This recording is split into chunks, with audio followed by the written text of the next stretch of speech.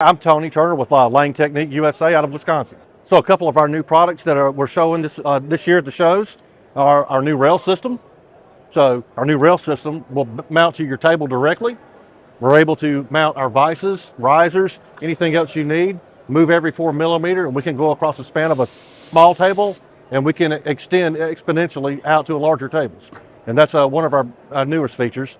Also, our combo plate that our customers are really liking, where it incorporates Lang's 52 and 96 stud pattern into their vises, where they can have the combo instead of having to have two different plates for two different sizes. We incorporated that into just one plate now. And then the best thing we've got is our little micro vises. For small parts manufacturing, they will fit in a 52 pattern, two studs. We can put two side by side, or you can put them on a plate.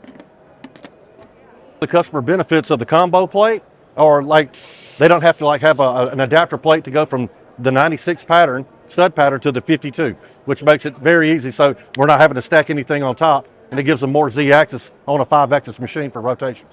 Things that customers have been looking forward to at the MP series is we're looking at getting into more automation, whether it be putting 0-point plates onto their machine so they can have an easy in and out for different setups.